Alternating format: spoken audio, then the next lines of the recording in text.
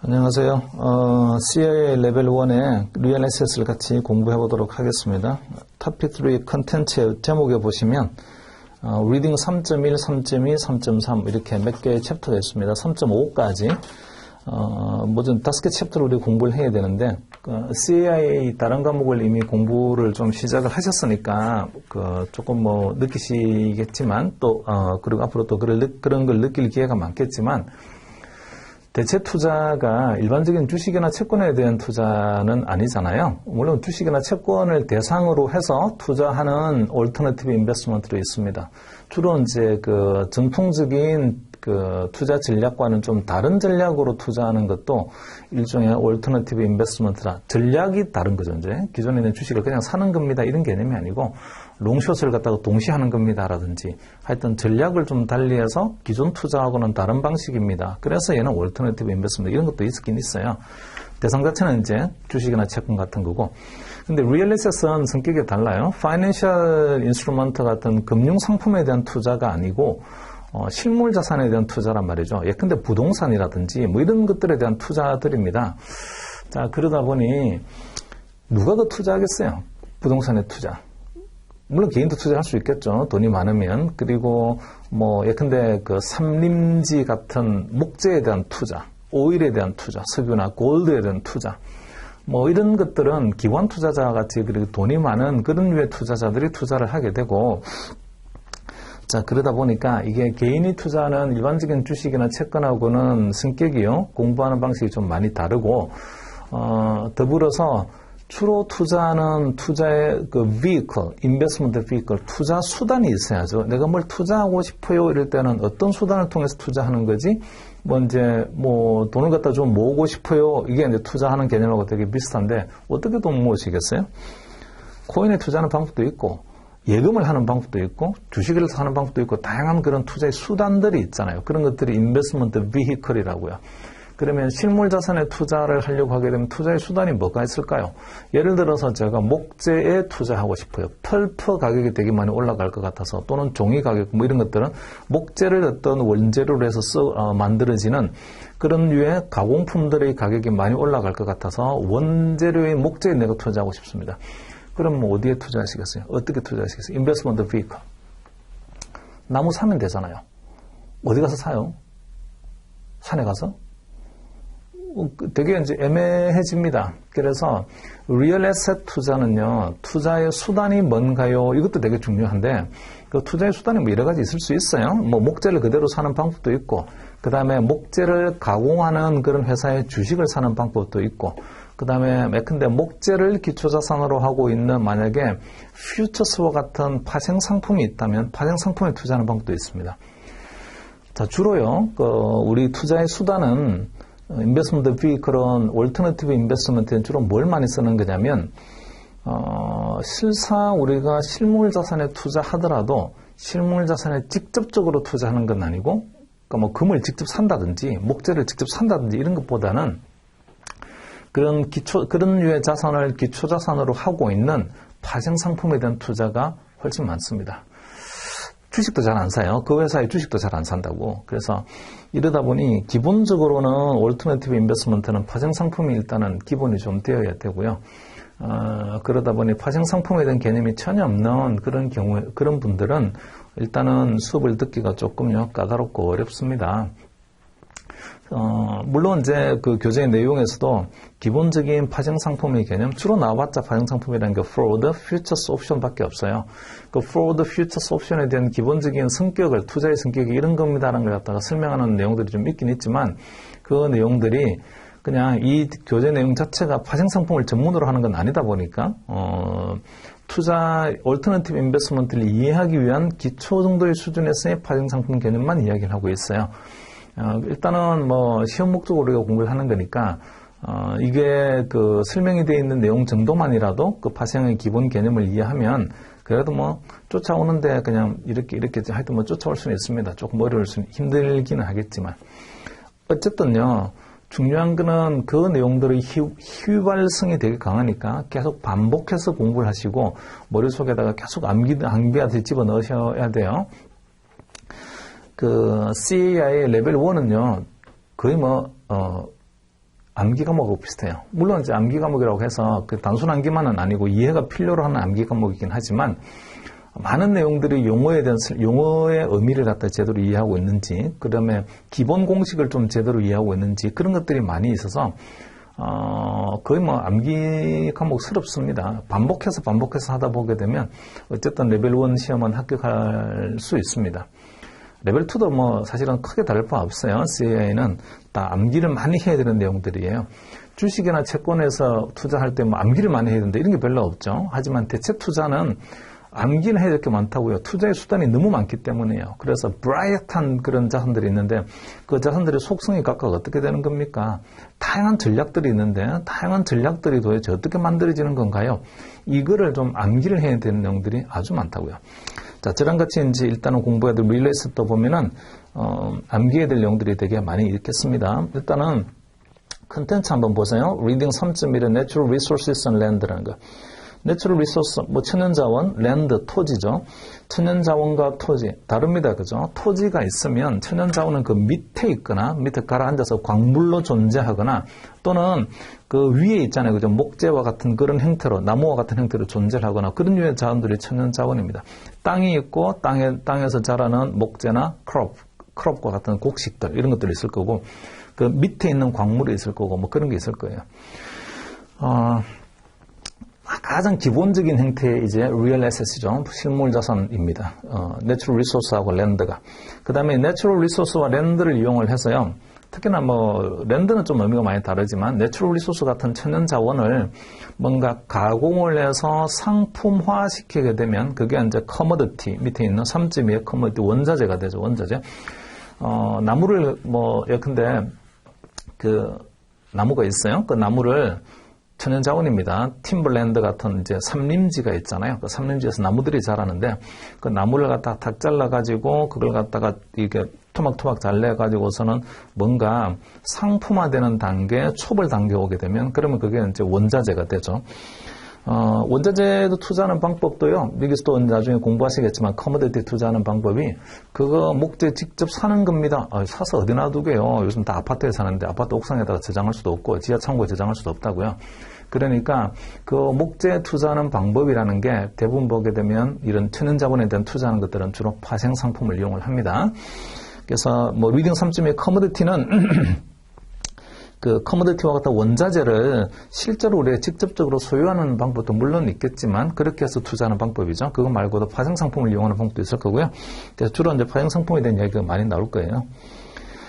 자, 그 다음에 리딩 3.3의 Other Real Asset, 그거 말고도 실물 자산이 많이 있지 않나요? 금융 자산 말고, Financial Asset 말고 실물 자산 많이 있지 않습니까? 여러 가지 있을 수가 있을 거예요. 뭐 이것은 이제 대표적으로 다루고 있는 그 Other Real Asset에서 나오는 게 Infrastructure, 인프라에 대한 투자, 그 다음에 Intellectual Property, 지적 저작권에 대한 투자라든지, 뭐 이런 류의 대체 다른 기본적인 내추럴 리소스하고 랜드를 제외한 나머지 이제 그런 커머디티 상품들 뭐가 있지 않습니까? 자, 그런 게 주식하고 채권하고 다른 상품들이죠. 그런 뭐 좀 다른 유형의 리얼에셋에 대한 공부를 하는 게 3.3이고요. 그 다음에 그 3.4에서 Real Estate Assets and Debt 있습니다. Real Estate 부동산이죠. 이제 여기서 이제 본격적으로 부동산에 대한 투자가 나옵니다. 자, 그래서 뭐 부동산의 종류가 어떤 것들이 있습니까?부터 시작해가지고 뭐 투자하는 방법이라는 게 대출해주는 방법도 있죠. 부동산을 담보로 잡아서 대출을 해주고 그 다음에 우리가 수익을 얻겠어요. 이런 방법도 있고 그거 말고도 좀 그 구조화 상품으로 만들어져 있는 다른 다양한 형태의 뭐 MBS류의 상품들도 있습니다. 그래서 부동산에 투자하는 방법이 뭔가요? 라는 게 있고요. 그 다음에 그 3.5에서는 Real Estate equity, 만약에 부동산에 내가 직접적으로 더 참여를 해서 투자를 했다라고 하면 그 지분의 투자 지분의 가치는 어떻게 밸류션 하는 겁니까? 그게 리딩 3.5에 대한 이야기입니다. 그래서 전체적으로 보게 되면 그 맨 뒤에 있는 두 개의 챕터는 주로 부동산과 관련된 거고 그 다음에 그 앞에 있는 세 개는 이 내추럴 리소스하고 커머디티와 관련된 이야기들이에요. 크게 이제 그렇게 구분해 볼 수 있다는 거죠. 자, 일단은 오늘은 첫 번째 시간이긴 한데 리딩 3.1의 Natural Resources and Land부터 보도록 할게요.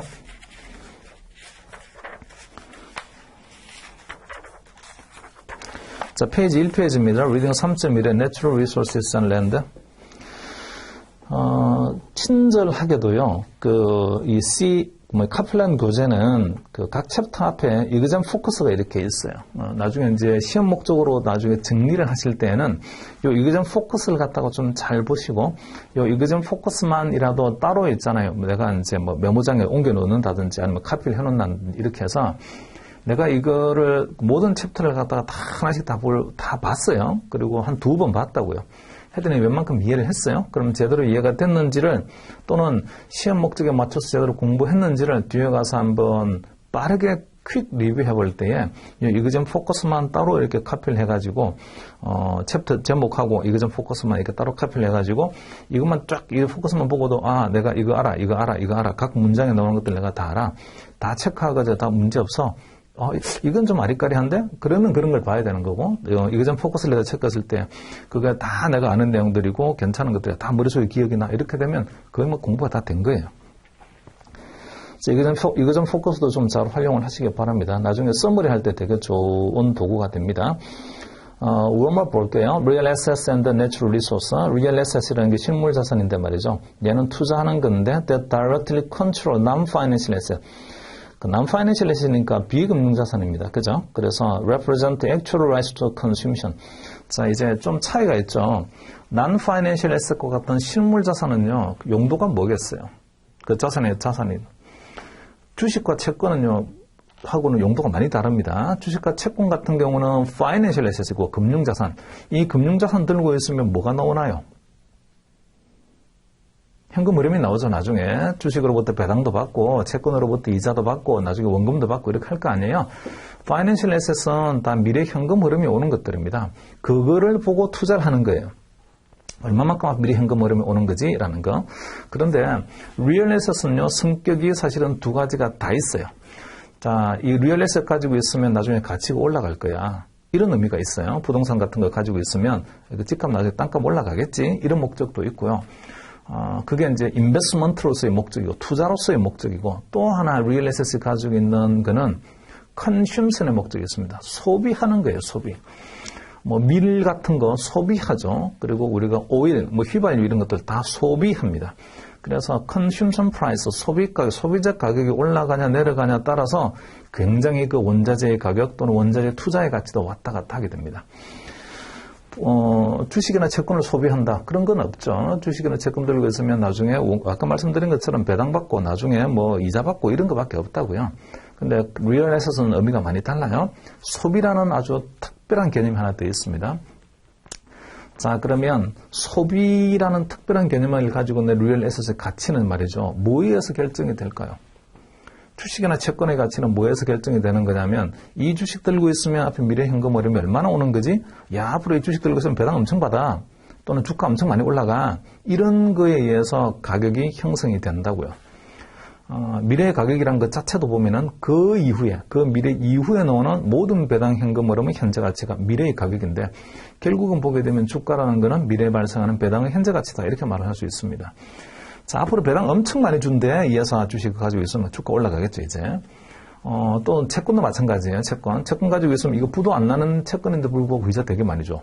부도 하나도 안 날 텐데, 부도가 날 일이 전혀 없는 채권인데 이자 엄청 많이 준대. 채권 가격이 올라갈 수밖에 없어요. 자, 이런 류의 현금 흐름이 많이 올 걸로 기대가 되게 되면, 그러면 주식이나 채권의 가격은 이렇게 올라가게 됩니다. 휘발유 가격이 올라가는 이유는 뭘까요? 휘발유 들고 있으면 현금 흐름이 많이 온다? 그런 것 때문은 아니죠. 자, 그런 것들은, 이 리얼 에셋들은요, 전부 다 수요와 시장에서의 수요와 공급의 문제입니다. 수요와 공급이 있잖아요. 서로 작용을 해서 시장 가격이 형성이 된다고요. 자, 그런데 내추럴 리소스 같은 천연 자원들은요, 공급이 무한정이다. 이러지 않습니다. 주식은 발행하고 싶은 대로 발행하면 돼요. 주주총회에서 결의만 하면 됩니다. 야, 이번에 우리가 100만 주 더 발행하자. 발행하면 됩니다. 이번에 말이죠. 우리가 기름을 갖다가 뭐 예컨대 한 1000만 배럴을 갖다 더 생산하자. 생산하면 되죠. 기름이 있으면. 없으면 생산이 안 된다고요. 그래서 유한한 천연 자원은 결국은 천연자원 자체가 유한하다 보니까 공급이 유한하고요. 수요는 유한하지 않습니다. 수요는 일정하게 계속 있어요. 자, 그러다 보니까 결국은 그 내추럴 리소스는 공급이 어떻게 되는지에 따라서 수요는 늘 일정하게 거의 대부분 형성이 되어 있지만 공급이 어떻게 되면서 가격이 올라가거나 내려가거나 한다고요. 그게 왜 가격이 올라가냐 내려가냐면 다시 말씀드리게 되면 컨슈션 때문입니다. 소비가 있기 때문이에요. 그래서 주식이나 채권에 대한 투자하고 실물자산의 투자는요, 의미가 좀 많이 다릅니다. 실물자산은, 시장 수요와 공급이 어떻게 되는 거지? 컨슈션이 어떻게 되는 거야?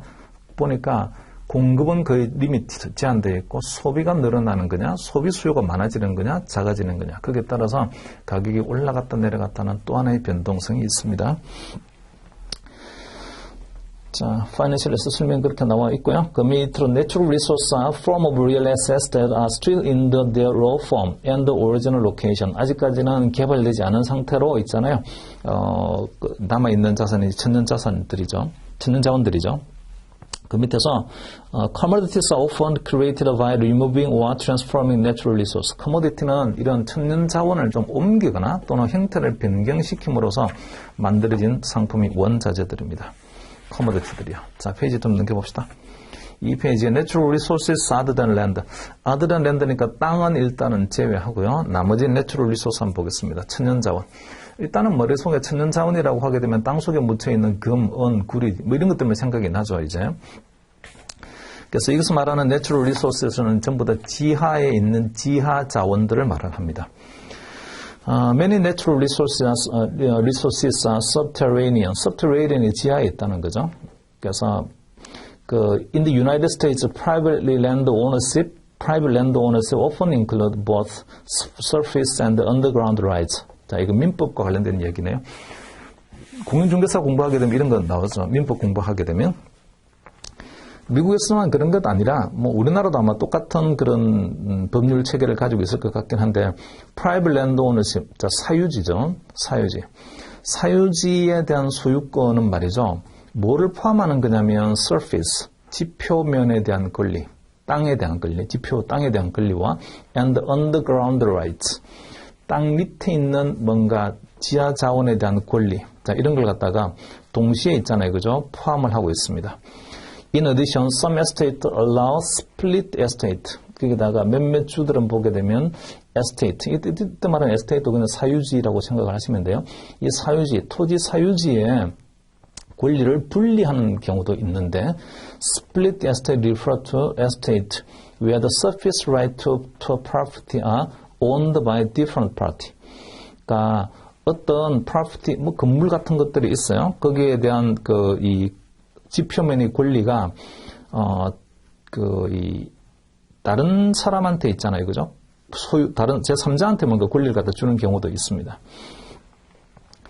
Then the rights to the minerals underneath the surface. 그러니까 지하 자원에 대한 채굴권은 딴 사람이 가지고 있고, 그다음에 지표면에 대한 권리는 또 다른 사람이 가지고 있고, 이렇게 권리를 갖다가 분리시키는 경우도 있어요. 자, however, many countries limit private land ownership to the surface. 그러니까 대부분의 나라에서 이렇게 한다는 거죠. private land ownership이라는 게 사유지에 대한 권리라는 게, 소유권이라는 거는 surface, 지표에 한한다. 그 표면에, 땅 표면에 대한 소유권에 하나고, while government retain possession of the mineral and energy natural resources located below the surface. 정부는 그 지하 자원에 대한 채굴권을 갖는다. 또는 광업권을 갖는다. 이렇게요. 지하 자원에 대한 권리는 정부가 가지고 있는 거고, 그 다음에 지표에 대한 권리만, 개인이 가지고 있는 거다. 이런 식으로 많은 나라에서 구분을 하고 있습니다. 자, 이건 법률 체계에 대한 이야기이고요. 그 밑에서 pure play라는 거 봅시다. pure play investment refers to a direct investment that only contains the risk and earns the return of the underlying asset. 그러니까 기초자산에 대한 직접적 투자가 pure play입니다. 그냥 pure play. pure play는 목재를 직접 사겠다. 이런 거라든지 원유를 내가 직접 사마. 이런 것들이 있잖아요. 그죠? 그냥 pure play예요. direct investment 하는 거죠. underlying assets에서.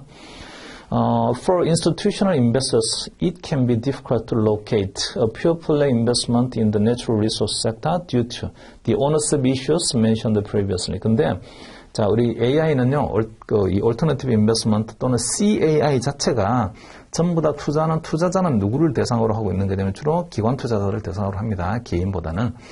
개인이 투자할 수 있는 류의 그런 Alternative Investment 성격이 별로 없어요. 자, 그러다 보니까 institutional investor, 기관 투자자 이야기가 나와 있어요. 주로 이 퓨어 플레이를 주로 하지 않는다.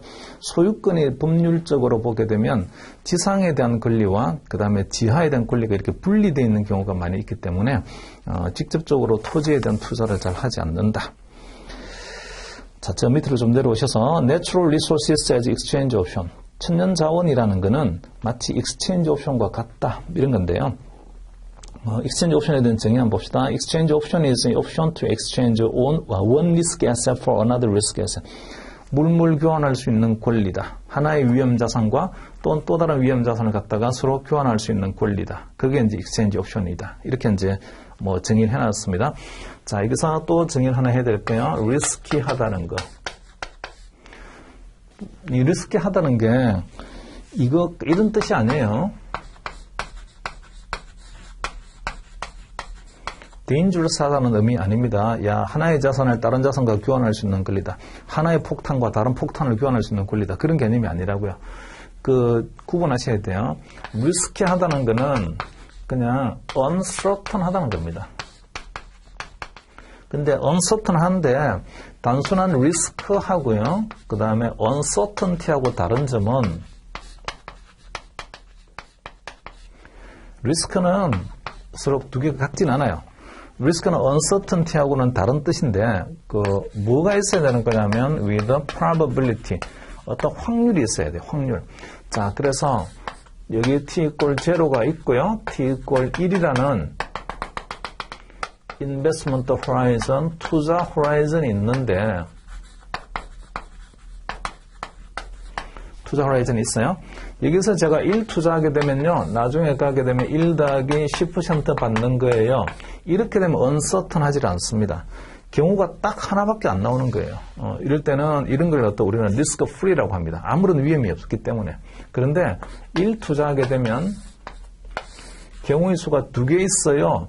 1 더하기 20% 받을 수가 있고요. 그냥 1 더하기 1 마이너스 20% 할 수도 있어요. 예를 들어서 이런 거 있죠. 자, 이거는 1.1을 받는 거고 0.8을 받는 겁니다. 이렇게 되게 되면 이거는 이거 보니까 경우의 수가 1개가 아니고요. 1개, 2개입니다. uncertain하죠. 어떻게 될지 몰라요. 근데 이렇게 되거나 이렇게 될 수 있는 확률이 몇 %지? probability. 얘가 예를 들어서 이렇게 될 확률이 거의 한 95%고 이렇게 될 확률이 한 5% 이렇게 어떤 확률을 경우의 수에서 확률을 부여할 수 있으면 우리는 그런 거를 리스키하다라고 합니다. 리스키. 자, 그래서 지금 exchange option이라는 게 option to exchange one risk asset, 하나의 리스키한 asset. 자, 리스키한 asset이니까 경우의 수가 복수개가 있는 거죠. 잘 될 수도 있고 잘 안 될 수도 있는 그런 하나의 자산하고 또 다른 또 잘 될 수도 있고 안 될 수도 있는 그런 자산들을 서로 교환하자 이런 겁니다. 폭발 물질을 서로 교환하자 그런 뜻이 아니에요. 그래서 리스키란 말을 보는 순간 여기 진짜 위험하네. 잘못하면 옆에 가면 터지겠어. 그렇게 생각하면 안 된다고요. 불확실한 거군. 경우의 수가 잘 되거나 안 되거나 그런 경우의 수들이 있는 자산이군. 이렇게 생각하시면 됩니다. 자, 그리고 the capacity to convert natural resource to commodity. 이제 교환하는 거네요. 뭘 교환하는 거냐면 the capacity to convert the natural resource to commodity. natural resource를 갖다가 상품화 시키는 게 commodity잖아요. 자, 내추럴 리소스를 갖다가 상품화, 커머디티라는 커머디티와 같은 상품으로 바꿀 수 있는 capacity 능력. 자, can be considered an exchange option. 그거를 우리는 exchange option이라고 볼 수 있다. 이런 거죠. 고맙게도 조상으로부터 제가 이제 땅을 좀 물려받았는데, 물려받은 땅 밑에 보니까요, 나도 몰랐는데 온천수가 흘러요. 집에서 좀 물이, 수돗물 대신에 뭔가 집에서 쓰려고 땅을 갖다 좀 파다 보니까 따뜻한 물이 따뜻한 물이 나왔어요. 조금 더 파다 보니까 따뜻한 물이 콸콸 나옵니다. 아이고, 남들이 알까봐 겁나요? 그래서 얼른 그걸 갖다가 이제 덮었습니다. 그리고 난 다음에 누워있으면 굉장히 기분이 좋겠죠, 이제. 밑에 수맥이 흐르니까 잠이 잘 오겠냐, 그런 얘기 하지 마시고, 그 밑에 흐르는 물이 있잖아요. 깨끗한, 엄청 따뜻한 온천수인 거예요. 그 다음에는 무슨 생각 하겠습니까, 이제? 그러면 이 온천수를 개발해서 온천으로 만들자. 이런 류의 생각들 할 거 아니에요. 그게 뭐냐면, 천년 자원을 뭔가 상품화 시킬 수 있는 권리인 거죠. 능력인 거죠. 그걸 갖다 우리는 익스체인지 옵션이라고 볼 수 있습니다. 자, similar to call option, investor, call option에 동그라미 쳐놓으시고요. 자, similar to call option, an investor in an exchange option must pay the strike price. call option이라는 게, 이미 그 금융상품 공부하신 분들은 뭐 다 아시겠지만, call option은 자, 어떤 일정한 기초자산을 살 수 있는 권리입니다. 일정한 기초자산,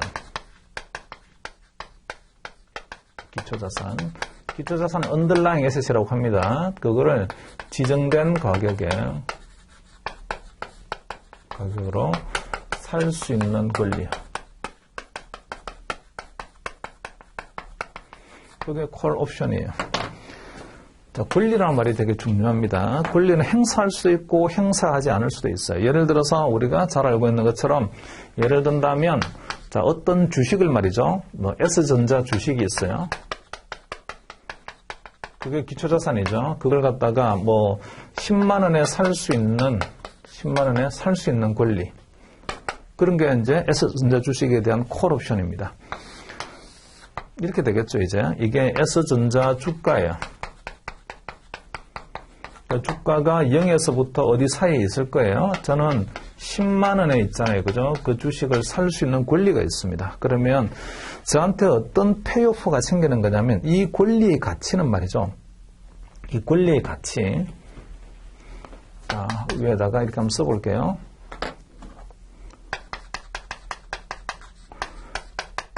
자, 이 Y축에다 권리의 가치를 제가 한번 써보겠습니다. 살 수 있는 권리인데 하나만 더 해볼게요. 살 수 있는 권리인데 예컨대 1월 30일 언제요? 1월 30일이라고 한번 쳐봅시다. 1월 30일에 지정된 기초자산을 일정 기초자산을 지정된 가격에 살 수 있는 권리 1월 30일 1월 30일을 요 권리의 만기입니다. 1월 30일 자 이러면 1월 30일 기준으로 30일 기준 이 권리 가치는 어떻게 될까요? 1월 30일이 되었어요, 이제. 1월 30일 보니까 S전자 주가가 10만 원보다 올라갔습니다. 12만 원이 되었다. 12만 원이 되게 되면 저는 이 권리 가치는 중요한 건 이 권리 가치예요. 이 권리 가치는 이런 구조가 되죠. 자, 이제 만약에 12만 원이 되었어요 하게 되면 12만 원짜리를 10만 원에 살 수 있는 요 권리의 가치는 2만 원입니다. 2만 원. 반면에 만약에 이 10만 원보다 가격이 낮아지게 되면 1월 30일이에요. 중요한 거는 1월 30일 요게 옵션의 만기일인데 기초자산의 가격이 10만 원보다 낮아지게 되면요. 예컨대 8만 원이에요. 그러면 저는 8만 원짜리 주식을 갖다가 10만 원 주고 사야 되나요? 그건 아니에요. 왜냐하면 제가 가지고 있는 거는 권리만 가지고 있기 때문입니다. 이걸 행사할 수 있는 권리, 10만 원에 사겠다라고 했잖아요. 행사할 수 있는 권리만 가지고 있어요. 8만 원이 되는데도 불구하고 10만 원 주고 사야 될 의무는 없습니다. 그러니까 권리의 가치는 제로예요. 이 권리 아무 가치 없어요. 지금 찢어버려야 됩니다. 자, 그래서 권리의 가치는 말이죠. 이렇게 되고요. 이렇게 45도의 모양이 되게 되고 있고 이 10만 원을 우리는 스트라이커 프라이스 행사 가격이라고 하고요. 행사 가격. 요거는 이제 underlying asset price죠. 기초 자산의 가격이고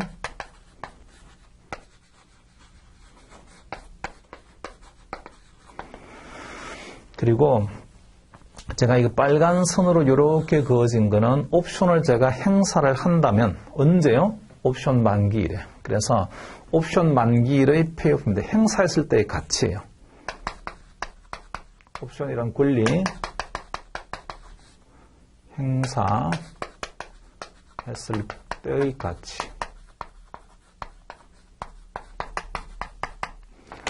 자, 옵션이라는 권리를 행사할 할 때가 언제냐면 옵션의 만기라고 했잖아요. 만기. 그러니까 어떤 특정한 날, 이날에만 1월 30일에만 행사할 수 있어요. 라고 하게 되면 이런 거를 우리는 이제 유로피언 스타일 옵션이라고 하는데 권리 행사했을 때의 가치를 우리는 이렇게 말합니다. intrinsic value, 내재 가치라고 해요. 내재 가치. 그리고 이 내재 가치는 만약에 이 옵션이 어떤 만기일에만 행사할 수 있어 이런 것 만기일에만 딱 이 날짜만 행사할 수 있습니다. 이런 스타일을 우리는 유로피언 스타일이라고 하는데요. 유로피안 스타일. 옵션 자체는 콜 옵션이죠. 콜 옵션에 페이 오프라고 합니다. 자, 페이 오프는요. 행사했을 때의 가치예요. 행사했을 때의 가치. 그리고 만기에만 행사할 수 있는 경우에는 그 페이오프가 만기 시점의 내재 가치하고 똑같습니다. 자, 이거 좀 기억을 해 놓으세요. 페이오프라는 거는 권리 행사했을 때의 가치. 그리고 권리 행사가 어떤 만기에만 할 수 있다라면 이거는 만기 시점에 콜 옵션의 가치 이렇게 말할 수 있습니다. 그리고 이 만기가요 옵션을 행사할 수 있는 유일한 날이에요. 그렇게 되면 그거는 유로피언 스타일 옵션이라고 합니다.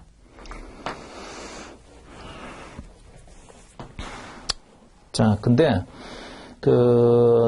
이 세 번째 줄에 다시 보시게 되면 이 페이지 맨 마지막 패러그래프에 similar to 콜 옵션하고 되게 성격이 되게 비슷한데 익스체인지 옵션이 An investor in exchange option must pay the strike price. 내가 이 돈을 지불을 해야죠.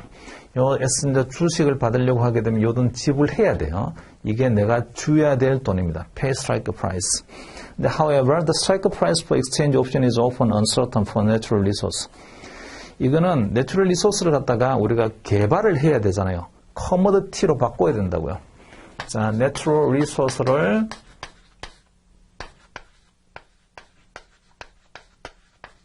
뭘로 바꿔야 되면 커머디티라는 걸로 바꿔야 상품화 시켜야 된다고요. 이거를 상품화 시키려고 하게 되면 들어가는 거는 요거를 개발하는 비용이 들죠. 개발하는 비용이 스트라이크 프라이스하고 똑같습니다. 그리고 우리가 얻게 되는 거는 커머디티를 받게 됩니다. 근데 내추럴 리소스를 갖다가 이렇게 전환시키는 그 비용 자체가 언서턴하죠. 개발비가 얼마가 들지가 확실하지 않습니다. 불확실한 변수예요. 그리고 이걸 상품으로 바꾸게 되면 그때 시장 가격이 얼마지? 이 커머디티 프라이스도 불확실합니다. 그래서 this is because the money and the resources required to convert the natural resource to commodity are not known with certainty before the conversion. 그러니까 이거 개발해가지고 좀 커머디티 형태로 바꿔놓으면 나한테 돈이 되겠지? 근데 개발비가 얼마 들지? 개발비란 여러 가지 비용들이 이제 포함이 되다 보니까 개발비도 상수가 아니고 변수고 움직이는 값이죠. 뭐 노동력 자체, 임금 자체도 막 계속 바뀝니다. 그리고 그걸 바꿔놔서 커머디티 형태로 바꿔놨어요. 그러면 그걸 시장에 가봤더니 이 커머디티 가격이 얼마지? 그것도 보니까 또 움직이는 변수입니다. 그래서 in option terminology, the inputs to strike price would be considered deliverable. 우리가 이거 줘야 돼요. 이거 내추럴 리소스를 개발하는 비용이 들어가야 되는 돈이고, 근데 and the resulting output, commodity를 우리는 receivable, 그걸 받는 거다. 이렇게 말할 수가 있습니다. 자, 페이지 3페이지에 보면은 figure 1에서 natural resources exchange option example에서 deliverable cost incurred by option buyer. 이 권리를 가지고 있는 사람, 개발할 수 있는 권리를 가지고 있는 사람, 그 사람이 exchange 옵션을 가지고 있는 사람과 같은 건데, 이 사람은 이 옵션을 행사를 하려고 하게 되면 개발비가 들어야 돼요, 일단. 그 다음에 나중에 받게 되는 거는 커머디티라는 그런 상품화된 원자재를 받게 됩니다. 자, 밑에서 for example 예를 든다면 an investor who owns the mineral rights to gold has an option to incur costs such as labor, equipment, and so on to extract gold. 그러니까 mineral rights to gold, 자, 금에 대한 광업권 또는 채굴권을 가지고 있는 사람이 있어요. 광산을 채굴할 수 있는 권리를 가지고 있는 사람. 이 사람은 이 권리를 내가 지금 써먹을까 말까라는 있잖아요. 그죠? 판단을 하게 되는데 이 채굴권을 써놓게 되면 채굴과 관련된 다양한 뭐 장비도 있어야 되고 사람도 투입이 돼야 되고 다양한 거 있잖아요. 뭐 행정비용도 뭐 들고 여러 가지 코스트가 들게 됩니다. 그게 이제 뭐 매일매일 이제 단가가 달라지겠죠. 임금도 달라지고 뭐 장비 임대료도 달라지고 막 달라질 거예요. 그리고 실제로 이제 금을 갖다가 채굴을 하고 나면 그 금값도 시중에서 계속 바뀌게 됩니다. 그래서 because both the extraction cost and the valuable commodities are stochastic. stochastic이라는 게 확률적으로 막 랜덤하게 움직인다는 뜻입니다. 상수가 아니라는 뜻이에요. The value of the option varies over time based on three factors. 별표합니다. 이 옵션의 가치. 자, 여기서 말하는 옵션은 무슨 옵션이에요? exchange 옵션이죠. exchange 옵션. 그래서 exchange 옵션의 가치라는 것은 이런 것들의 함수다라고 말할 수 있는데 correlation between the price of deliverables and the receivable. 그러니까 투입되는 원가하고요. 그 다음에 나중에 나온 상품의 가격하고의 correlation이 일단 있어요. 그 다음에 두 번째는 volatility of deliverables price. 그리고 그 딜리버리 이제 투입되는 원가의 코스트인데 원가가 뭐 많이 변동을 하는 겁니까? 그 다음에 실제로 나중에 만들어진 최종 아웃풋 산출물의 가격도 많이 변동하는 겁니까? 자, 요 두 가지가 더 붙습니다. 자, 결론적으로 말하게 되면 그 밑에 피겨 2에 보시게 되면 influence on price of exchange option 별표하세요. exchange 옵션의 가격 또는 exchange 옵션의 가치라고 할 수 있습니다. 당신이 가지고 있는 exchange 옵션이 얼마만큼 가치 있습니까? 그거는 요 세 가지 함수인데 correlation. 자, correlation은요. 들어가는 인풋 변수하고 나오는 아웃풋 변수와의 두 개의 correlation입니다. 이 correlation은요, 높으면 좋을까요? 낮으면 좋을까요? 사실은 이런 거죠. 우리가 이 나오는 돈을 어떻게 보는 거냐면 profit은요, output price가 있고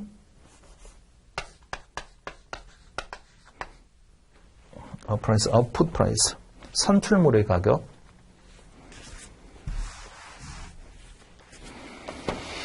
그런 우리 익스체인지 옵션을 가지고 있으면 익스체인지 옵션을 우리가 행사해서 얻을 수 있는 이익이라는 것은 일단 아웃풋 프라이스, 금값이 있어요. 빼기 인풋 프라이스, 투입되는 노동력의 가격 이런 것들이 있습니다. 이 두 개를 빼야만이 프로핏이 나올 거예요. 가능하면 앞에 게 커야죠, 이제. 자, 여기서 중요한 거는 이 아웃풋과 인풋이 있잖아요. 그죠? 어떻게 움직이나요? 이런 거예요. 어떻게 움직이나요? 일단 아웃풋 올라갔어요. 이것도 따라 올라갔어요. 같이 올라갔습니다. 얘가 예컨대 100만큼 올라갔더니 이것도 따라서 100만큼 올라갔어요. 그럼 프로핏은 변동이 없죠. 얘가 100만큼 내려왔어요. 얘도 100만큼 내려왔어요. 프로핏 변동이 없죠. 자, 이렇게 두 개가 같이 움직이게 되면 하이 콜레이션이 됩니다. 하이 콜레이션. 자, 하이 콜레이션, 아웃풋 프라이스하고 인풋 프라이스의 콜레이션. 아웃풋 프라이스와 인풋 프라이스. 프라이스란 말 되게 중요해요. 인풋 프라이스의 콜레이션. 콜레이션 이렇게 씁니다. 로라고 읽어요. 콜레이션 콩나물처럼 생겼는데 얘가 있잖아요. 만약에 콜레이션이 높아요. 이렇게 하게 되면 이 옵션은요. 이 지금 익스체인지 옵션의 가치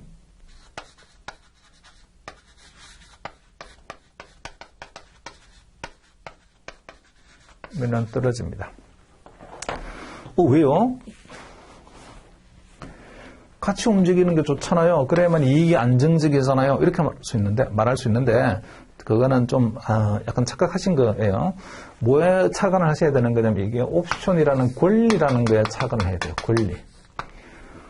권리는요. 나한테 유리한 것만 택하면 됩니다. 불리한 거는 내가 부담할 필요가 전혀 없어요. 자, 그래서 이런 경우 어때요? 아웃풋 프라이스는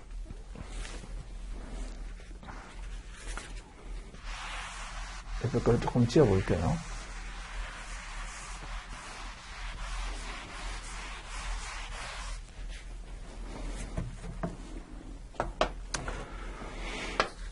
아웃풋 프라이스는 엄청 올랐어요. 한 300쯤 올랐어요.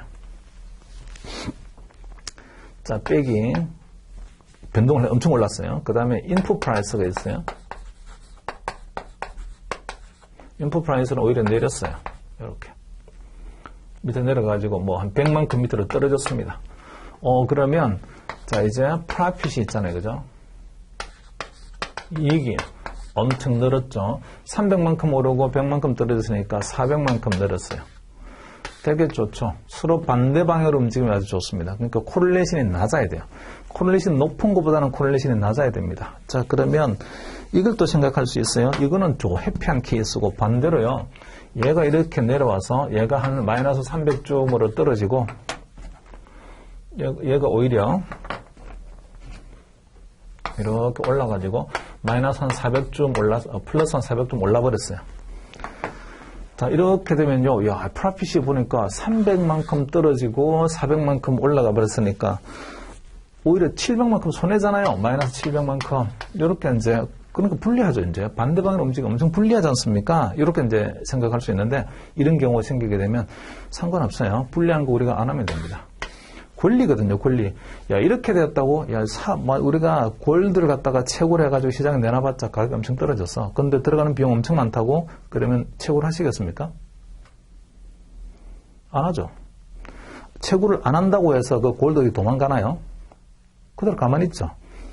나중에 올라가고 요렇게 될 때 그때 가서 하면 됩니다. 그러니까 권리라는 말이 되게 중요하다고요. 옵션이라는 거는 정확히 말하면 선택할 수 있는 권리예요. 어떤 상황이 발생했을 때 가격이 왔다 갔다 했을 때 이제 하자 말자라고 내가 선택할 수 있는 권리입니다.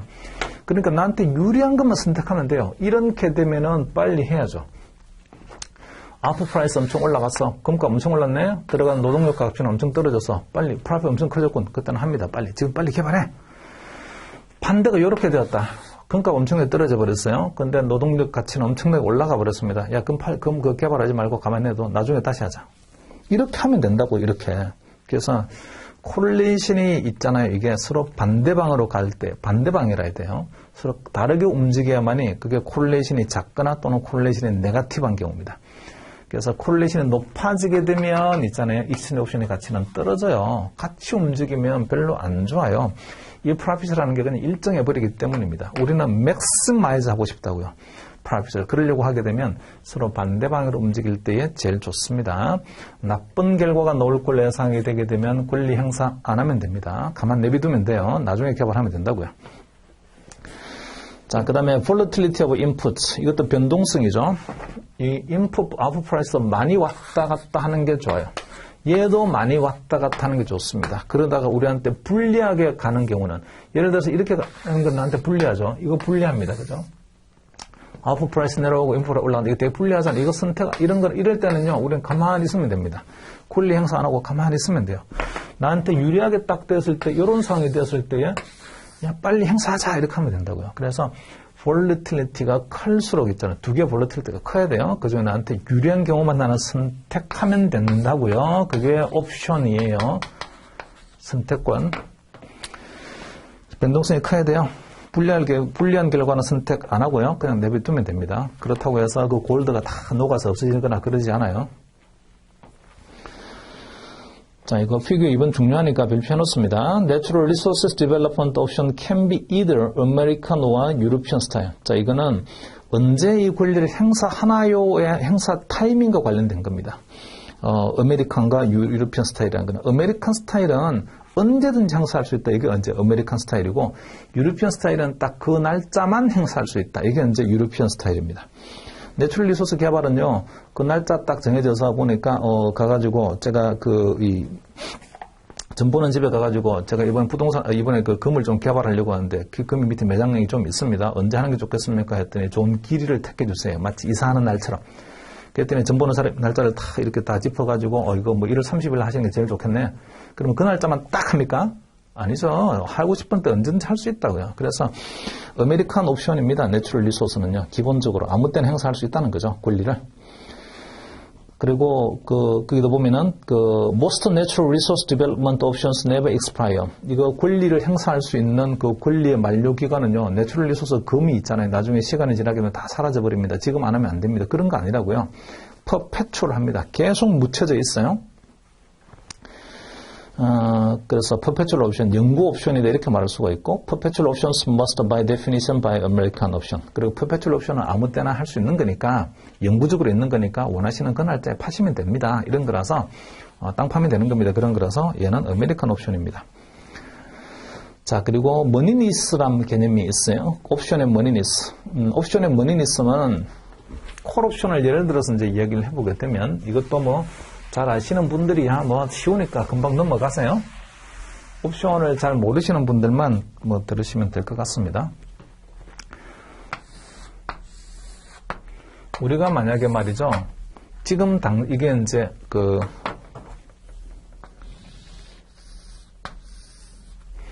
45도로 올라오는 게 콜 옵션의 가치라고 했죠. 가치 중에서 이런 걸 내재 가치라고 했어요. Intrinsic value.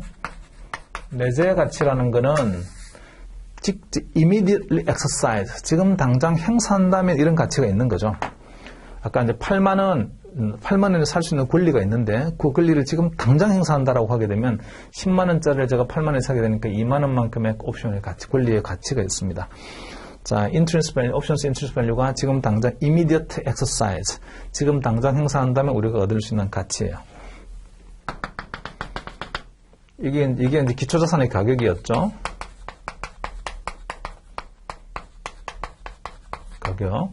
그 다음에 얘가 이제 행사 가격이었어요. X라고 주로 표현을 합니다. K라고 표현하기도 하고 X라고도 표현하기도 해요.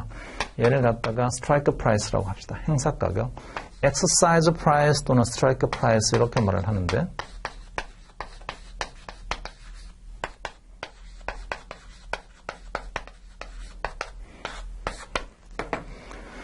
자, 지금 현재 기초자산의 가격이 행사 가격보다 더 높이 있다. 이런 상태일 때 말이죠. 이렇게 있게 되면 지금 당장 우리가 이 돈을 주고 이 가치에 해당되는 기초자산을 우리가 받아올 수 있는 거잖아요. 이럴 때 우리는 옵션을 in the money 상태라고 합니다. in the money.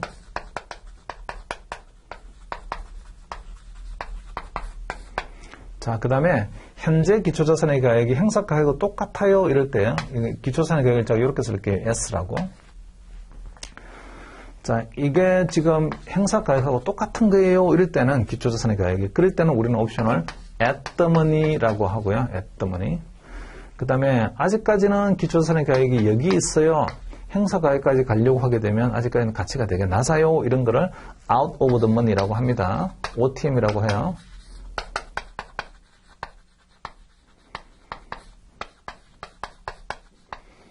자, 그래서 in the money 상태에 있는 경우는 지금 당장 행사하게 되면 뭔가 나한테 파지티브한 페이오프를 주는 겁니다. 이 권리 가치가 있는 거죠. 파지티브한 권리 가치가 있다. 이럴 때는 행사하게 되면 당장 얼마만큼한테 이익을 주는 거다. 그런 게 in the money 옵션이고, 그 다음에 아직까지는 행사하려면 한참 멀었어요. 지금은 가치가 하나도 없는 거예요. 그런 것들이 out of the money고, 그 다음에 at the money는 지금 행사하더라도 이익도 아니고 손해도 아닌 상태예요. 그렇게 되는 게 at the money입니다. in the money, at the money, out of the money 요 세 가지를 합쳐서 옵션의 moneyness라고 합니다. 자, 밑으로 좀 내려오셔서 the lag of expiration date of perpetual option increase complexity of decision of when to exercise. when to exercise에 동그라미 해놓으세요. 별표. 그리고 언제 행사하시겠어요 도대체? 금이 있잖아요. 골드가 밑에 묻혀져 있어요. 제가 그걸 팔 수 있는 mineral rights, 채굴 권리가 있습니다.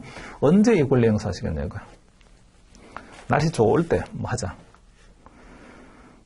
그것도 아니고 금값 많이 올랐을 때 하자. 정답이죠. 금값 많이 올랐고 그 다음에 들어가는 개발 비용은 되게 작을 때 하자. 근데 그거 언제 그럴지 모르잖아요. 그래서 언제 할까요? 이게 있잖아요. 되게 복잡합니다. when to exercise 타이밍이 되게 복잡하다고요. 언제든지 할 수 있어요. 근데 언제 할 건데? 이거죠, 이제 지금. 자, 기본적으로 행사했을 때의 가치가 어떨 때 하겠습니까? 콜 인트린스 밸류는 거 있잖아요. 그죠? 지금 당장 행사했을 때의 가치라고요. 행사했을 때의 권리의 가치. 그 권리의 가치. 행사할 때 권리의 가치가 이렇게 플러스가 되는 인더머니일 때 합니다. 야, 지금 금값이 되게 높아. 개발비보다는 금값이 되게 높고, 이럴 때 한다고요. 지금 개발비가 많이 들어가는데, 지금 그 금값은 되게 낮아요. 개발비는 요만큼 듭니다. 금값은 되게 낮아요. 이때는 안 한다고요. 지금 개발해봤자 개발비 들어가는 거나 금값이나 두 개 똑같아. 이때도 안 합니다. 그래서 기본적으로 금값이 개발비도 높아. 이럴 때 인더머니일 때 하는 거죠. 자, 그래서 while option must be in the money for exercise. 행사를 하려고 하게 되면 반드시 옵션은 in the money 상태에 있어야 되는 거고, the amount by which it must be in the money to make exercise worthwhile is more complicated to determine. And relies on three factors mentioned previously. 문제는 이거예요. 자, 지금 이걸 한번 생각해 볼게요. 이게 이제 채굴 비용이죠. 자, 어떤 금을 채굴하는 데 있잖아요. 그죠? 예컨대, 예를 들어서 채굴하는데, 지금 현재 기준으로는 한 10만원쯤 비용이 든다라고 합니다. 채굴 비용이. 자, 그러면 지금 현재 금값이죠. 현재 금값이, 예를 든다면 한 12만원쯤 해요. 이것도 현재 금값입니다. 자, 지금 채굴 비용 들어가는 게 지금 당장 착수한다면 10만 원이면 금 팔 수 있어요. 금 채굴할 수 있습니다. 금값은 시장에서 12만 원입니다. 그러면 지금 하시겠습니까? 아니면 좀 기다렸다가, 야, 금값 이거 움직이잖아. 금값이 계속 올라갈 수 있잖아. 이거는 밑에 내려갈 수도 있잖아. 움직이는 값이죠, 이것들이 다. 그러니까 좀 기다렸다가 얘가 많이 올라가고 얘가 많이 내려갈 때 그때 할까? 아니야, 이거 채굴 비용이 오히려 올라가고 금값이 내려올 수도 있잖아. 그렇게 하게 되면 해봤자 소용이 없잖아. 인더머니에서 갑자기 앳더머니, 아웃오버더머니 가버리는 거잖아. 언제 할까? 되게 이제 복잡해지죠. 그래서 결국은 이 타이밍도요, 언제 이 옵션을 행사하냐, 이 타이밍도 얘가 앞으로 얼마만큼 왔다 갔다 할 수 있는 거지? 얘 가격이 얼마만큼 왔다 갔다 할 수 있는 거지? 이거는 또 얼마만큼 왔다 갔다 할 수 있는 거야? 둘 사이 코릴레이션은 어떻게 되는 거야? 거기에 따라서 언제 해야 되는 건지를 결정해야 되는 아주 복잡한 그런 구조예요. 이 구조 자체가 언제 행사하나요? 이건 되게 복잡하다고요.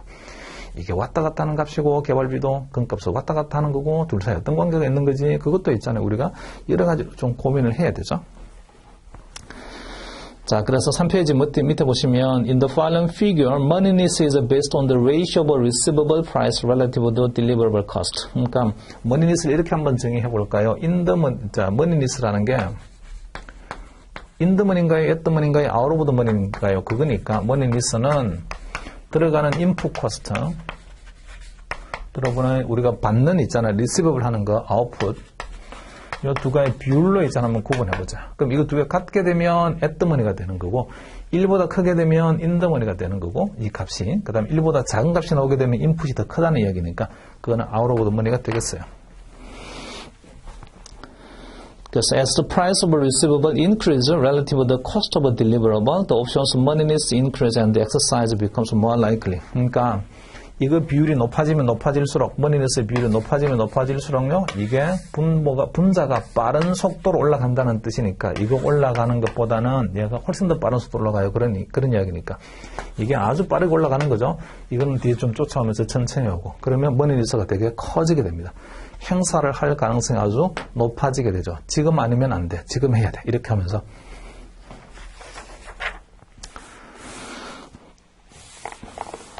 자, 잠깐 쉬었다가 4페이지 보도록 하겠습니다.